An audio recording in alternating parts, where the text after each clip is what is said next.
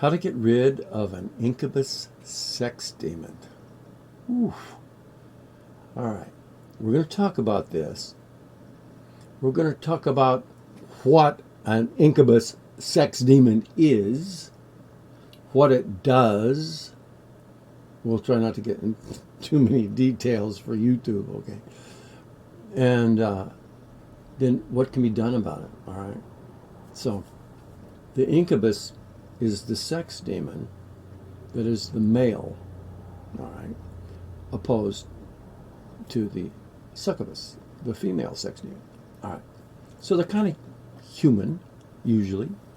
And when you're dealing with being molested or harassed sexually or penetrated or used and abused with this kind of an issue,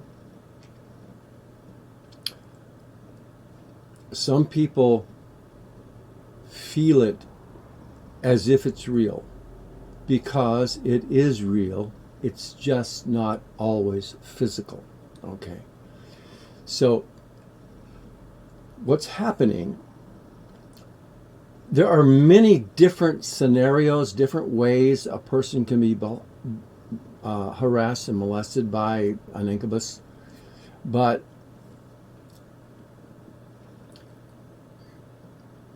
you can go to sleep at night, and what will happen is the physical body will go to sleep and you'll be awake.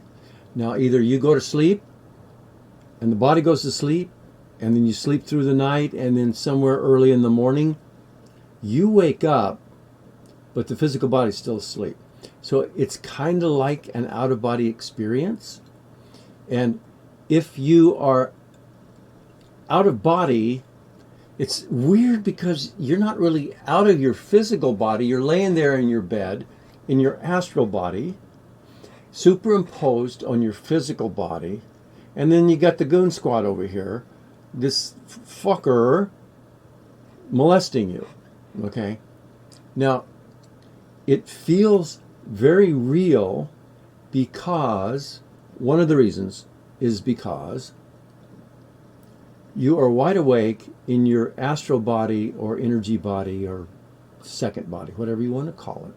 But you're wide awake in that body, and you're attuned in a frequency range so that you're sensing and feeling and experiencing a non-physical realm, plane, or dimension, or astral realm or something.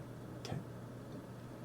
And in those realms, our senses are more visceral and more acute than they are in the physical world. Another way to put that is to say that when you have an out-of-body experience or an astral travel something, sometimes those worlds are more real than the physical world. Whatever you can see, feel, and experience here, it's more crystal clear. You can touch it, you can feel it better. Emotionally, there's more experience in it. It's a more real and visceral, experiential realm than the physical world. All right. So when you consciousness shift, you wake up because you're being molested or something. You wake up, the physical body's asleep, so you're out of phase with the physical world, but now you're in phase with this non-physical realm. And it's the same frequency range that the incubus will be in to hook up. All right. So this is why it feels so real, because it is, and because our senses are more acute when we're in those realms. Sometimes, depending on situations, okay? There's lots of different things that go on here. But I want to share this with you, because if you're being harassed, I want to set this up so that you can understand what needs to be done to get rid of the thing. Okay. So they usually look human, or like a kind of a part human, part demon, or human with weird extra parts. And sometimes now we're splitting hairs. Are they going? Is this a demon, an incubus, or is it just some astral entity, not an incubus, that is also interested in engaging in sexual activities with you against your will, right? In the astral, right? So there's different kinds of entities that can have sex with you, or want to have sex with you, or harass you, and they're not all necessarily got the same label, okay? But that aside, what we want to do, or what you want to do, okay, wait, let me step back here. One approach to dealing with this kind of entity stuff is protection. The other one is proactive, taking action against it, like encountering it, dealing with it, fighting with it, overcoming it, beating it, okay? And the other one is just some kind of protection, okay? And the third way, if needed, is to go deeper into the psychology of the demon, your own beliefs, your own agreements, your own experiences, past phenomena that led up to the why did they get into your space in the first place. Okay, so there's 3 different ways you can go at this. So the first way is like you can use different kinds of incense. You can use crystals and various kinds of rocks and minerals. And there's a whole herbal medicine woman sort of approach, different kinds of tinctures and mixtures and just body scrubs. There's all these kinds of things that will protect you. They protect your space. And they can protect with barriers, or they can protect by increasing the frequency vibration of your space. And there's your space, your house, your room. Then there's portals that they can be coming through portals. You can close the portals, you can spot them and then close them. And sometimes you can do this yourself, and sometimes you can do it. You'll call upon a psychic or some kind of a spiritual guide or assistant, a medicine woman, a shaman, or exorcist. There's lots of different names for these, and so this is an approach. All right. So when I work with someone, I work with a psychic. Okay. I'm kind of psychic too, but it's not how I come at it, okay? I come at it from a different approach. Okay. I mean, I can see them and feel them and sense them and all that stuff, but I diverge. Okay, so what we want to do is try out the easy stuff first, get it, the incense or the crystals, and then there's the spell casting. There's calling in the angelics, there's calling in guardian angels, there's calling in spirit guides. Positive, progressive, extraterrestrial ETs, the Irma, are very helpful when dealing with negative regressive ETs in the astral that are pretending to be or acting as if they are an incubus or a sex demon. And they can do that, and they do that. Okay, so there's all that sort of thing. And then there's the next level of stuff you can do has to do with soul contracts and agreements and programs and implants, where your beliefs or your mind and your thoughts and your thinking have somehow either opened up your space so they can get in, or you were playing around being all sexy and stuff with your partner, and you guys went a little too far, so to speak, and it opened the door for this sort of thing, so they got a foot in the door, so to speak. They got their dick in the door, more like it. Sorry. But now they're in, and now you can't get rid of them. Okay. So what we can do is look at the programming and the beliefs, and you can release those programs and beliefs and agreements. Now you can come at the agreements using the soul contract revocation techniques. There's different kinds out there. So you find one that works for you, and you give it a shot. In big picture, you got to just keep taking a shot at this thing one way and another. Be relentless. Don't give up. You will eventually sort it out, and this thing will dissolve or leave. Okay? It just takes the right technique, understanding the kind of entity phenomena it is, and how it got into your space and why, and then you can start undoing it. Okay, but sometimes you have to like really dig in there and figure out what it's about. Why is it even here? When did it get here? What exactly did I do? How was I responsible? We have to take responsibility. There's something I did. I don't know. Was it when I was thinking that kinky thing? Is that what happened? Probably. Okay. But that was just, it was just whatever you thought it fucking was. And then there's what the entity thought it was. And then your sex partner, what they thought it was. And it can get complex, okay? But it can be taken apart.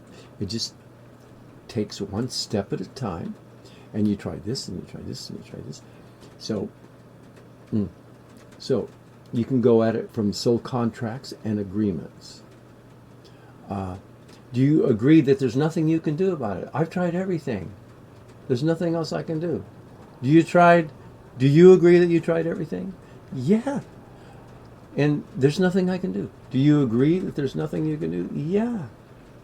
You just kind of slam the door on your foot there. It's like, ow.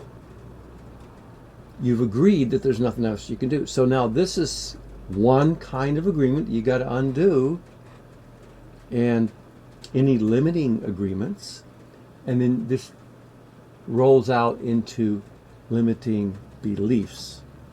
And it's what you believe about yourself, about why it's happening, about the entity, about the effects of the interaction. I believe it's really terrible. No shit. But under certain circumstances, these sexual activities are pretty cool. And in other circumstances, same activity with different intentions and different situations and conditions, pretty bad, right? So it's weird stuff going on in our own minds that if we can spot that stuff, release it and let it go, this also makes it difficult or impossible for this incubus to engage and interact. So that's an approach. So you can start releasing beliefs, limiting beliefs. Okay. And the other thing is the emotional stuff. It's how you feel about it. Well, I hate the thing. All right. There's lots of different emotional phenomena regarding these kinds of hostile, abusive molestations. And they come natural. It's how we feel when this sort of thing happens. But at the same time, it sort of perpetuates or allows the frequency and vibration to stay a really good match for the entity. Okay, whether it's fear, worry, concern, hate, anger, depression, anxiety, lust, whatever it happens to be, it might be that frequency that gives this thing the in. So, another approach is to address your emotional issues or your emotional responses to the entity harassment. Okay? So when you start releasing that, using the release techniques, you also release limiting beliefs that are wrapped around and within the emotional phenomena. Okay, so all that stuff goes away, and it changes your beliefs. Thus, you are more empowered, and you are also losing that thing that you have in common with this entity. They can only get into your space because there's some things that you and it have in common. And when you start releasing your side of it, it doesn't have that in common anymore. You're not afraid anymore. You're not pissed off anymore. You're not, you want to fight me? I want to fight you. Right? It's whatever. It's weird and it's complex, but you just start taking it apart. You start releasing it. And somewhere in all this, the detachment occurs. It can't get you anymore. Okay. You're at a different frequency. So that's the approach of raising your own frequency and your own emotional being and presence when you think about or have feelings about the entity attack. Okay. So there's all of that. Another approach is you just get with a psychic and let them do it. And sometimes they can do it, sometimes it takes, and sometimes the entity will come back, and sometimes it'll never come back. Okay. So if you had that approach in mind, I work with psychics, and we could help you in that way. But I have the release techniques you can use. I have the techniques for releasing emotions, techniques for releasing beliefs, soul contract revocation techniques. And then there's another approach that also works really well, and it's the manifestation technique. See, if we step back from it and look at things as manifestations based upon our life and what we think and feel and stuff, we're causing it all or manifesting all of it, including the negative entity attack, then we can reverse engineer the manifestation phenomena with a particular kinds of manifestation techniques that will flip the fear of being harassed or the actuality of being attacked, and you can start imagining the opposite positive of being free and sovereign in your space and your body. And then there are techniques to practice feeling the feeling state of that freedom and that safe space phenomena. But each of these, it's like positive creational techniques as an approach to getting rid of an incubus or succubus. And what has to happen is you have to imagine the positive, and then you have to practice feeling the positive emotional state. So I have techniques I've developed for you to use that will help you get that imagining and the positive feeling state. And it works really well, and it's really easy. Okay. It's called manifestation made easy. That's what it is.